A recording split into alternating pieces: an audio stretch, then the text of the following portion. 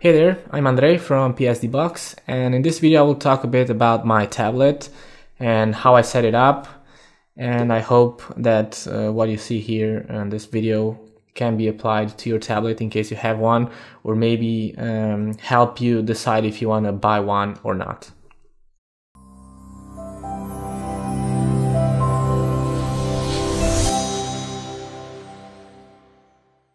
I got a lot of comments on my YouTube channel from people asking if they should buy a tablet or not, or how do I set up my tablet and how do I get used to using a tablet, because switching from the mouse to a tablet, it's quite weird, I have to admit. Until you get used to it, it can be a bit even frustrating because it's a bit weird to get used to the movements of the pen. And well, but it's just a way of it's just a matter of getting used to it, and the only way to do that is just practicing. And when I first started, the first tablet that I had was a Wacom Bamboo, which had no buttons on it, and the pen only had one button, I think. But well, it was a good tablet, and I used it to get used to it, and it actually, I liked it. And now I have the Intuos 5, which is it's a bit more expensive than the Wacom Bamboo, but well, what I want to show you is how I set up especially the pen, because this is something that you can see. This is the pen that I have for it, and most tablets, even other brands, not necessarily the Wacom tablets, have buttons which you can assign functions to them, and the most important ones for me are the functions that I assign to the pen, because these ones are the ones that allow me to work a bit more comfortable than with the mouse. Even though my tablet, let me show you my tablet. This is the Intuos 5. I'm sure you'll find a lot of reviews on the internet about it. So if you wanna, I'll show you some of the things that I have on it, but if you want something more in depth, you can, I don't know, maybe you can ask for it. I can do a video about it. But well, I have the wireless version, and if you can afford to buy a wireless tablet, you should go for it. Even though it's a bit more expensive, it's really comfortable to work with, and it's really worth the money, at least in my opinion. And this one mine has all these buttons here, even though I never use them. I can say I never use them. I don't know why I got used to that, to the tablet. My way of working is a bit weird, because I have my left hand here. I have the keyboard right here. So I have my left hand always on my keyboard, controlling the Shift, Alt, Command, and those modifier keys. And I have the pen on my right hand.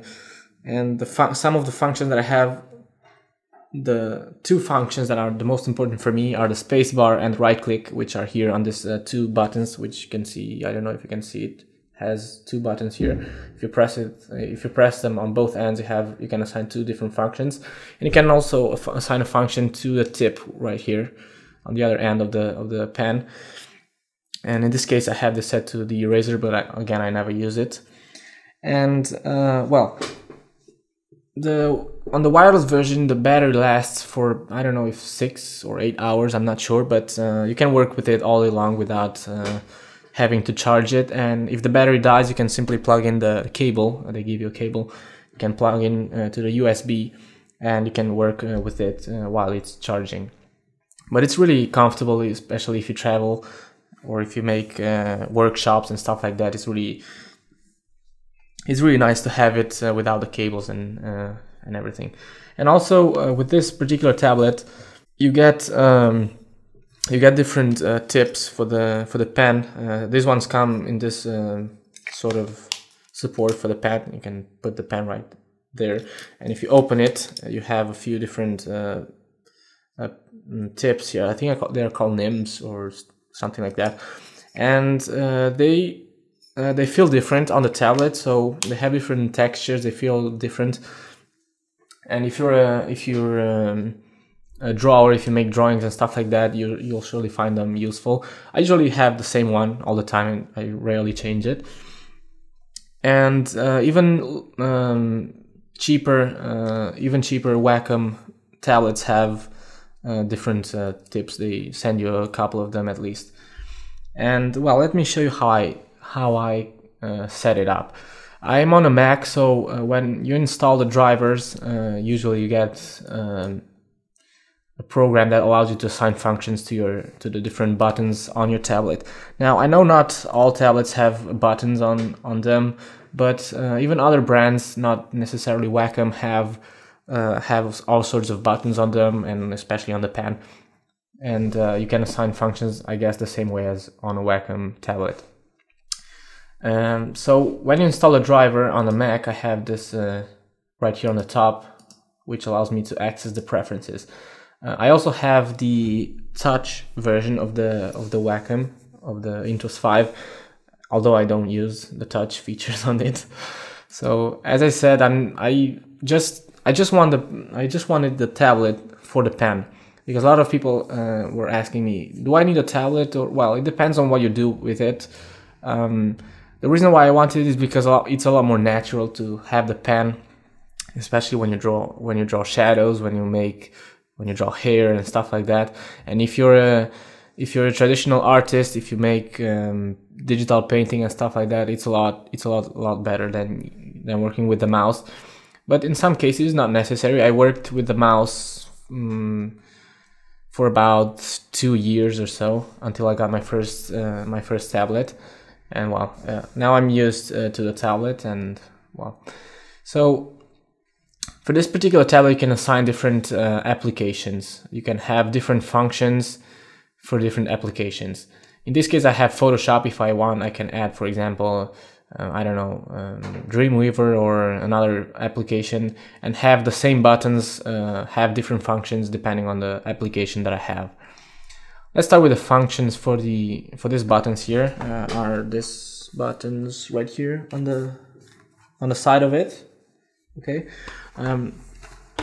you'll see it a lot better here on the screen. So these are called the express keys, and you can assign different functions to them. You have a few buttons here which allow you to change, for example, the touch ring, which is this thing here in the middle, this one here.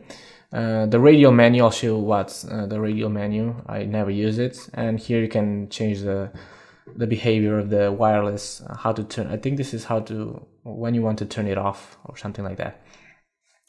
So these are the default settings here. Let's choose Photoshop and click the default. So this is the default configuration of my tablet. When I press this top one, I can disable the touch, and if I have it on, I can move the mouse. You can see the pen is here, and I can move the mouse just like by moving my finger over the tablet, just like on a phone or something like that, on a touch screen. And if you have this on, if you have the touch on, if you put the finger on top of one of the buttons, let me show you, like that, you can see that thing opens there on the left, and shows you the function that you have assigned to that button in case you don't remember. Okay, that's quite useful, but as I said, I don't use it. So I guess I got used to the keyboard, and I don't know, I don't use these express keys. I don't know. So if you want to change them, you can use this drop down list, and you have a few ones that are already come with with the tablet. So for example, you have you can access the radial menu. I'll show you what's that. It's this thing here. You can change the functions of each of them. And let's choose, for example, clicks.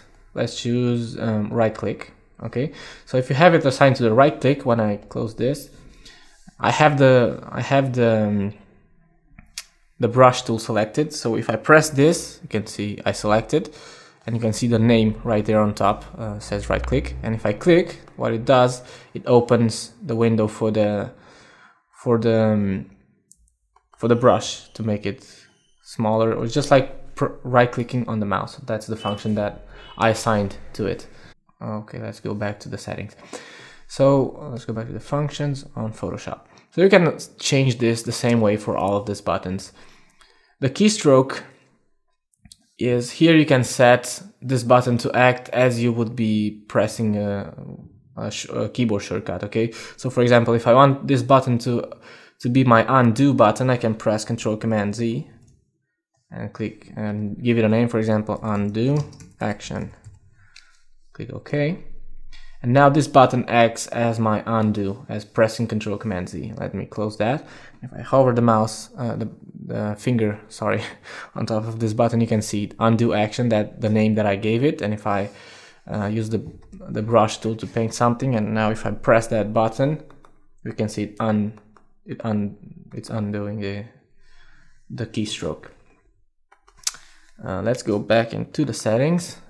By default, the second button is assigned to the settings window, which is this one. So let's go back to the functions here. So you can do the same for all of these buttons. And the touch ring, which is this button here, it has 4 modes. So when you press on this middle button, what it does, you can see that it changes the mode. You can switch to different modes. And these are the 4 modes that we have, and you can assign a different function for each mode. For example, the auto zoom, the auto scroll and zoom, when you're in this mode, when you're moving your finger over this ring, what you do is zoom in and out. Let me show you that. Okay, so you can see how it's not working for some reason, because I'm not on that mode. So, okay, right. Now you can see that there. So when I move the finger on top of that ring, it zooms in and out. If I change to another function, which is in this case zoom increments, this is a function that it's a custom function that I assign to it. Let me show you that. Touch ring on the keystroke. I set this to act as a keystroke, and the keystroke that I assigned is this. Let me clear it and do it again. So when you move the finger up, what I did is I pressed Control or Command plus. So when I move the finger up, what it does, it performs this keyboard shortcut. And when I move the finger down, what it does, it performs this action, which is Control Command minus. Let's clear it. Control minus, okay? And I named it zoom increments. And it's just like using this navigator. I don't know why it's acting so weird. It's just like pressing this icons here. The difference here between this and the zoom that I used before is that now it zooms in increments, and I don't know how to explain this, but the pixels are sharper because I don't know why, but it zooms in increments and the pixels are sharper than. You can see it's 66.67. If I zoom in something like that, 22.31, the pixels are not as sharp. And if I click this once, it goes to 25%, which is, I don't know, but it's different. It's different than this. Let me see if I can. Okay, so it's different than this. As I said, I never use this touch ring or the other buttons.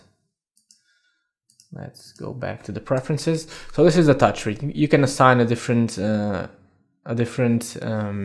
function to each of these modes, and depending if you move your finger up or down on the touch ring. Let's go back and let's go to the pen. As I said, I have the most important functions are for me here on the pen. And I have on the top button, as I said, I have for this one I have 2 buttons, this one and the top the top one, which is this one, and then the lower one, which is this one.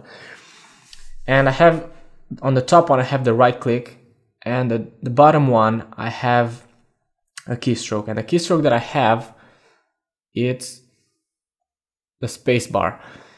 The spacebar is really important for me, so you can set this up depending according to your workflow and the way you work with Photoshop.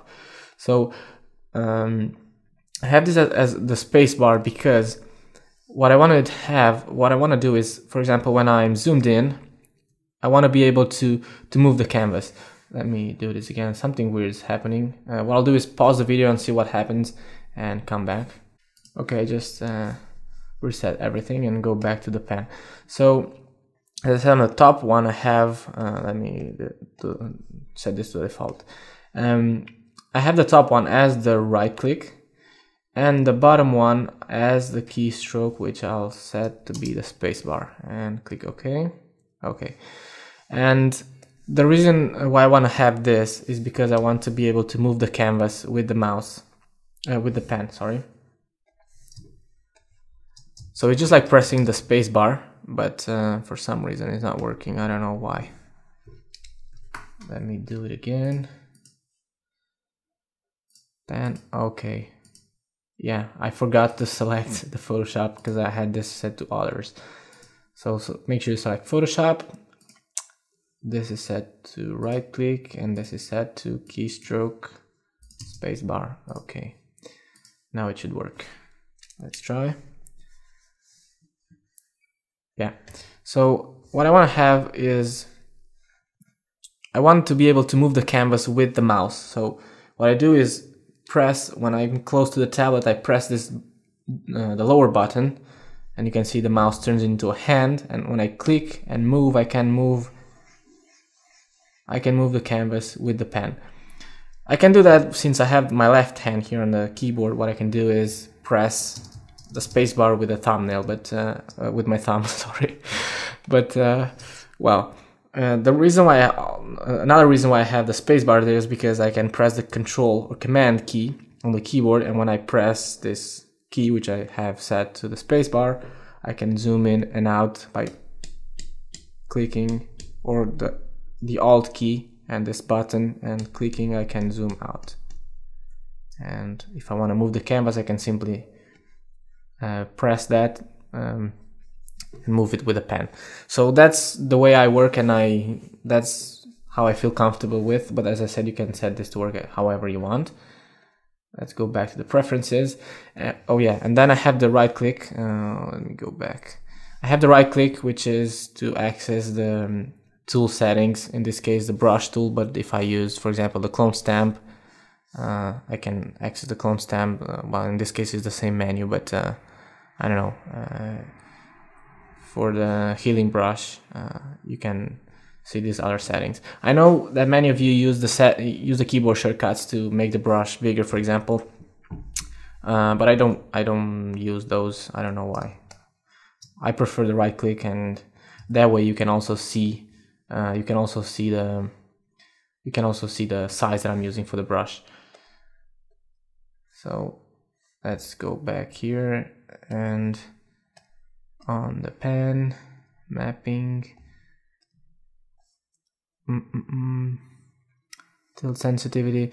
From here you can also see the sensitivity of the pen and the tip fill.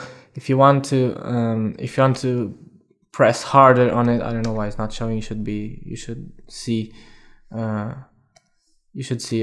something there showing how hard I press.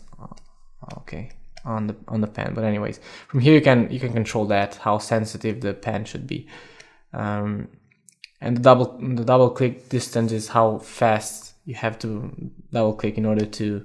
Oh yeah, there you can see it now. So right now the pen is just resting. Oh, it closed.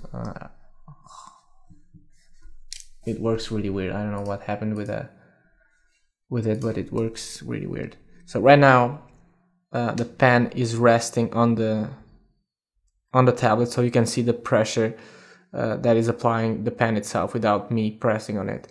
And if I want to have this softer, you can see that now I'm doing the same thing. It's resting on the tablet without me pressing on it, and it's almost full. So I want to have this fairly to the right, about here, so that way I can really make fine brush strokes without, because my hand is quite unsteady sometimes. So it depends on how hard you want to press on it. Okay, then you have the mapping, which is for example, oh yeah, that's why it didn't work, I guess, because I had this set on portion. I'm stupid. Oh, let me do this. Let me reset this. Reset. Okay. It worked weird because I had this restricted to an area of the screen. What you can do with the pen and this particular tablet is make the whole tablet control only part of the screen. So if you set this screen area to portion, I can set this to only half the screen, for example, and you can see I cannot move the mouse there now. I can only move it to half the screen, so I'll have to get the mouse to get this where it was.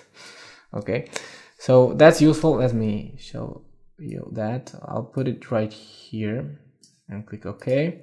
And now you can see that I can only use the tablet. You can see even though I'm at the end of it, I cannot move the mouse further to the right because that's where it ends. Let's set this on full. And you can do the same for the tablet. You can set a part of the tablet to control the whole screen. So I can set this to half of it, and you can see that now I have to go to half part of the tablet, and if I go here on the right side, let me show you that. If I put the mouse right here, you can see it works, and if I put it right here, nothing happens because I have disabled, so to say, the right side of the tablet. I don't know if this is useful for someone, but in my case it's not, but anyways. And the forced proportions is to have the same proportion on the screen as on the table, but I'll leave it set to off. And on the mouse, what this controls is the speed of the sensitivity of the movement of your hand, how fast it should move on the screen. So I'll leave everything as to their default because I don't want to mess with it.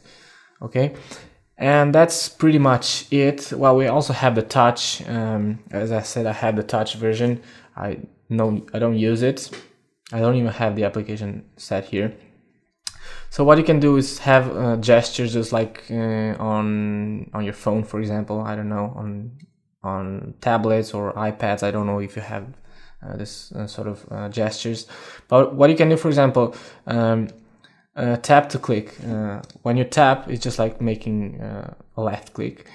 If you want to right click, you can tap with 2 fingers. And let me show you that. Let me first enable the touch on. Okay, it's not working. Okay, so if you tap with 2 fingers, you get the right click. And if you tap with 1 finger, it's just a single click. Let's go back to the settings, to the touch. And for example, with you can define your own gestures. For example, with 3 fingers, you can also change. You have the swipe down, so you have a lot of options here.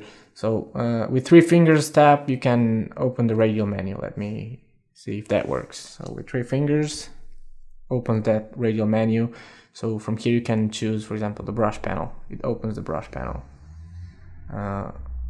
Let's do it again. You can save the document. So this is a sort of quick access to the most used functions, and you can change those functions on the radial menu. From here, if you go to the functions and choose radial menu, from here you can change what you want to do.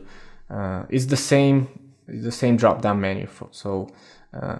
Let's change media, play, pause, or I don't know, switch applications. You can switch to another application. I don't even know how that works. Or you can choose to have it as a pan mode. I don't know what that is either. Or you can, the most common one is a keystroke. So for example, you can press Command S to save it, and that would be the save command. Okay, so you have a lot of options here to choose from, and you can assign functions to those. So it takes a bit of time until you get used to it and until you find the right combination of functions depending on how you work. And as I said, I'd never used those buttons. I don't know why I got used to working with the pen and with the keyboard. So that's pretty much it. I'm sorry if it was a boring video, but here you have it. If you want something a bit more in-depth about the Intuos 5, I could just do a video if you want, but just give me exact details about what you want to know. And well, that's pretty much all I wanted to show you in this video. As I said, I hope it was not too boring. And thanks for watching, and see you on my next video.